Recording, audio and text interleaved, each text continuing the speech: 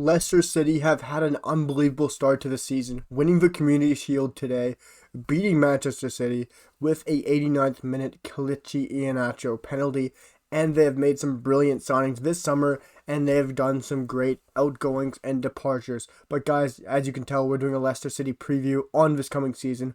But to kick it off, I'm going to talk about how they did last year, how I think they're going to fare this coming year, their breakout player of the year, their player of the year, and where I think they will finish. But guys, let's jump straight into things and talk about how they did last year. Last year for Leicester City was very interesting, guys, for me. It felt like Brendan Rodgers really hit a breaking point when they didn't get top four. They haven't got top four 2 years in a row, which they should have for me. They've failed on the last couple weeks continuously in the past 2 years. And I just feel like it's that really tipping point for Brendan Rodgers. And this year, I feel like he can get over the line with the signings he's made. But I do feel like the rest of the Premier League have pushed on and made some brilliant signings. Chelsea have now gone and addressed that number 9 issue with Romelu Lukaku. United have gone and got centre back and right mid. Manchester City have gone out and got Jack Grealish. The only team I think that has a weakness is Liverpool, not improving, and they're losing players like Gini Wijnaldum. Yes, they brought in Ibrahima Konate, but I don't think he's going to break in that starting team. So I think Leicester City can easily still get fourth place, and I think they can give Liverpool an unbelievable run. But I just do feel like last year was a failure in not getting top four, but it was a success in the sense of a FA Cup victory for Leicester City.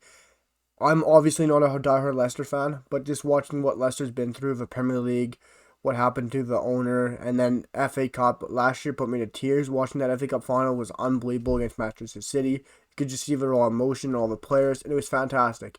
And today, seeing them win the Community Shield was brilliant again, and I'm so proud and happy for those guys. I just want to talk about how I think they've fared so far in the transfer window. I want to start with the departures. Really haven't lost anyone of note of yet. Losing Wes Morgan on a free, club legend Wes Morgan. I'm sure he'll be back at some point to take up a coaching role.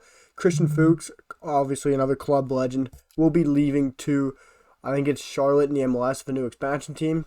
And Matty James has left on a free to Bristol City. So they're not bringing in any money yet, and they haven't lost anyone big. So that is pretty good so far, and they have cleared out some dead wood, which I applaud them on that. Look at their top rivals. For me, this is amazing what they've done this summer, like many other teams in the league. But Leicester have done a tremendous job. Bringing in Ryan Bertrand on a free, for me, people are going to probably knock the signing down a bit, but I think this is a quality signing from Leicester City. Started today, I didn't think he was too bad. Ryan Bertrand has unbelievable Premier League experience, playing for Chelsea in his earlier days, playing for Southampton for many years. And he's a great player, I think. I think he brings you guys a lot of Premier League experience, a lot of Premier League know-how, and I think Leicester need that on their back line. And they needed that backup at left back. They need that backup for Luke Thomas. Obviously, Ryan Bertrand can start, and he's still top quality, and he gives you some more depth, exactly what Leicester need. I think Leicester need a lot of depth going into a heavy Premier League season, and obviously having the Europa League and other English competitions. Obviously bringing in the likes of Boubakary Soumaré, I think this is one of the underrated signings of the summer. I think he is fantastic. You saw it last year in Los Lille's league victory. He was amazing at the heart of that midfield. Defensive midfielding, he's unbelievable. He can either play beside Ndidi, he can play the Ndidi role when Ndidi needs a rest, or he can sub on for Ndidi if when James Maddison decides to move on or transfer out. You can play a midfield of Yuri Tielemans, and then you can go Boubakary Soumaré and Wilfred Ndidi. That would be an unbelievable midfield. And in Europa League, I'm guessing you're going to see a lot of Boubakary Soumaré. I think he's going to be fantastic, and he's going to run games. And him and their other signing, Patson Daka. I think these two are going to play a lot in Europa League, and you're going to see a lot of them, and they're going to be fantastic. I think Patson Daka is one of the signings of the summer. I will do a video on who I think was my top 5 signings in the summer, and I feel like he will be in there. But for a very cheaper fee, I can't believe nobody else is going in for him. I have to say, he's going to be an unbelievable player for them guys. He was scoring goals for fun in the Austrian First Division. You guys might doubt it, but that's where Erling Haaland came from. So Patson Daka is probably going to play on the bench quite a bit, guys, but I have been saying they need depth in positions. They brought depth in for Wilfred Ndidi and Soumaré. depth in at left back or starting left back in Ryan Bertrand, and depth in at center forward or striker for Patson Daka to help out Jamie Vardy when he moves on eventually, and Kelechi Iheanacho, who's looking like a star in the making. If I want to talk about some outgoings right now, guys, it's looking very interesting what's happening to Leicester City. There's a lot of rumors circulating right now that I'm seeing. The likes of Hamza Chowdhury to Newcastle is a big one that I'm seeing currently. Ozan come back to Leicester City. That one I'm seeing quite a bit of rumors on. Like I talked about, he might be getting released on a free, but he is there to be bought for a cheap fee if he doesn't get released immediately. And there's also like the James Maddison, which we all know, and that keeps getting increasingly more interesting. And Ghazal sounds like he might be going to Galatasaray. So it's a very interesting summer so far for Leicester City. Guys, it's getting to be a longer video, so I just want to jump in and give you guys some predictions. My player of the year. I should start with breakout player of the year. Breakout player of the year for Leicester City. This is a tough one, guys. This is a really tough one for me. I feel like my breakout player of the year is going to go to the likes of...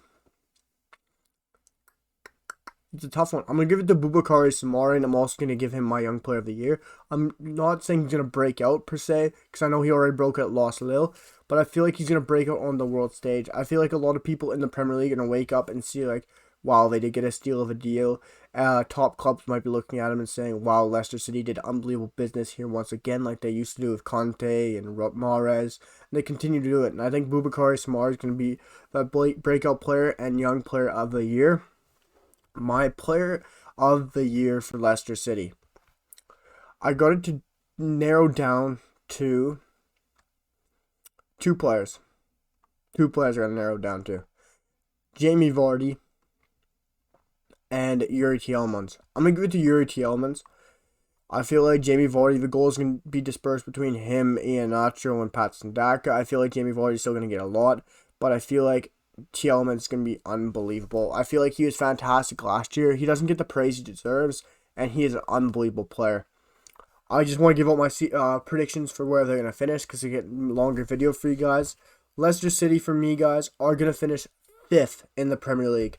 Just missing out on Champions League football, but I feel like either them or the team I have ahead of them, I kind of hinted at this episode, but one of those teams will interchange. I think they could easily jump into 4th position and steal a Champions League place, depending on how the business goes for them.